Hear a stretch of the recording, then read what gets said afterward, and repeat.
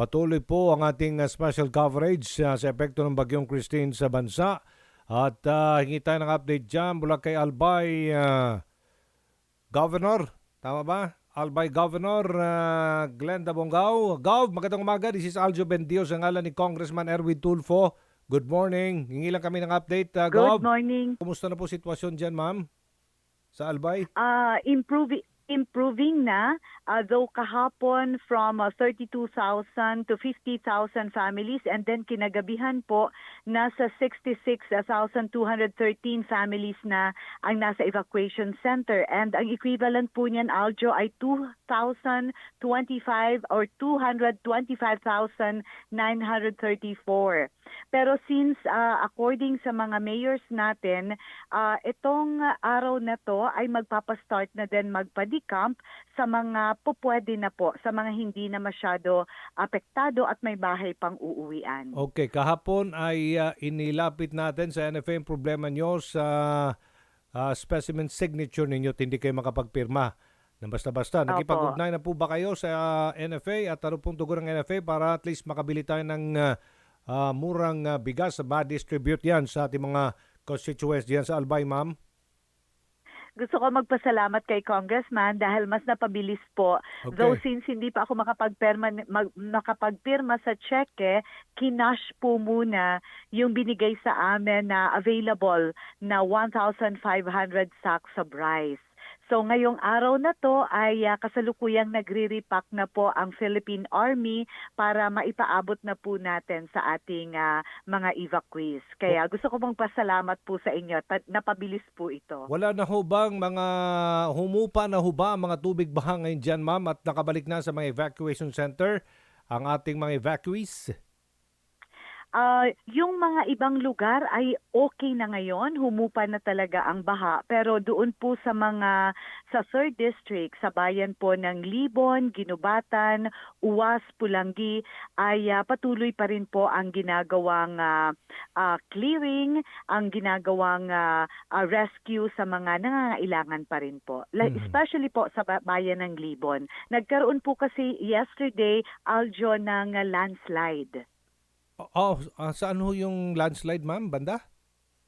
Sa bayan po ng Libon, sa Masarawag. Doon. Opo, ilan ho na italang namatay po dyan sa Albay, Gov? Hindi naman po doon sa Ginubatan, pero may naitala na po, though sabi bawal pa sanang maglagay kasi kailangan daw official ang balita, the casualty report. Pero meron na pong nagpaabot sa akin na sa bayan po ng Ginubatan ay meron na po tayong 2 casualty. 2 casualties, okay. Nakatakdang magbigay ng bigas ngayon si Vice Congressman Erwin Tulfo, Gov, dyan sa Bicol Region. Nag-donate siya ng more than 50 kilos ng bigas sa Philippine Coast Guard na siya magdadala ngayon dyan. Ano bang mga pangangailangan nyo pa dyan? Yes, kailangan po natin ng mga food supplies, kasama na po dyan ang water, and then syempre yung mga clothing, especially yung mga nawala talaga yung mga gamit nila sa bahay. So yan po ang mga immediate needs muna ng ating mga evacuees sa ngayon. Opo, okay. Sige Gamot po. din po. Pero yung provincial government of Albay ay nagpo-provide na din po ng mga medical needs and nag-distribute na ng mga essential medicines na kinakailangan po sa evacuation center. Sige po. Okay, maraming salamat at mag-ingat kayo dyan sa Albay. Governor Glenda Bongao. Thank you, ma'am. Maraming salamat. Gramil Alexis, good morning. Hello sir, magandang umaga po. Yes sir, good morning. Mangungumusta lang po kami. Kumusta na ang Region 5? Sitwasyon after ng malakas na ulan na ibinuhos ng bagyong Christine. Alexis? Sa ngayon sir, may mga reported pa rin po sa ating flooding incidents. Pero meron na pong 20 na flooded areas na nag-subside na po as reported po today sir. Ilan ho ang flooded areas at nag-subside? Again, putol-putol eh. Ang total po natin sir na flooded areas sir, umabot sa 792. Pero may 20 na po dito sir na subsided. So 772 barangays pa po ang reported as flooded. Gaano po kataas ang tubig baha? Diyan po sa 700 plus pa na mga flooded areas? Ang iba po dito sir, calf area hanggang pataas, sir. Below the knee, pataas yung iba, sir. Uy, mataas tayo. Mataas pa rin yan, ha? Meron pa rin Yes, ba sir. mga lugar dyan na lampas pa rin ng bubong ng mga bahay ang tubig baha? Sa ngayon, sir, yun ang kino-coordinate po namin kung meron pa po ba yung talagang sa ganung level. Pero meron pa pong mga areas na hanggang sa may leeg po yung iba. Kaya po meron po tayong mga evacuees po until this Okay. moment. Sa Region 5, ilan po naitalang namatay? Alexis? Ang officially reported po sa amin, sir, ay meron po tayong 6 na patay for validation po dyan sa Masbate and Catanduanes. And 5 pong missing fishermen naman po from Masbate. Okay. Missing. Mga nawala. Ay, ito po, sir, yung 5 natin, sir, na missing fishermen po from Masbate dahil nag-alaot po sila before po magkaroon ng tropical cyclone wind signal, sir. Okay. Yung sugatan naman, Sa injured po, sir, meron po tayong 4 mula sa Camarines Norte at Catanduanes.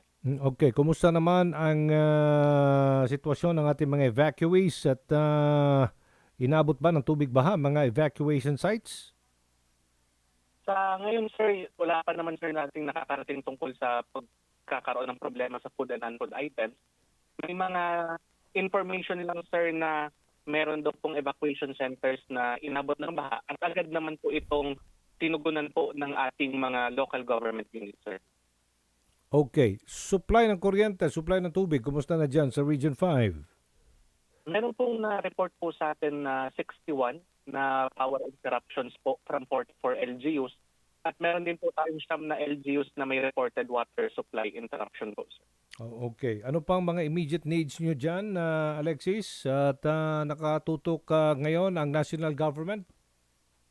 Sa ngayon, sir, nakikita po natin, sir, na pwedeng immediate needs na mabigay natin. Since marami na rin naman po, sir, na rescue groups na on the way or di kaya nasa affected areas na po from outside Bicol region, ang nakikita po natin, una po, sir, yung food and non-food items. Lalo na po, sir, yung makakain nila, inuming tubig, sleeping kits, pwede rin, sir, yung solar lamp. Opo. Lex? Wala, naputol. Naputol si Ginoong Gremil Alexis Nas, Information Officer ng Region 5 OCD.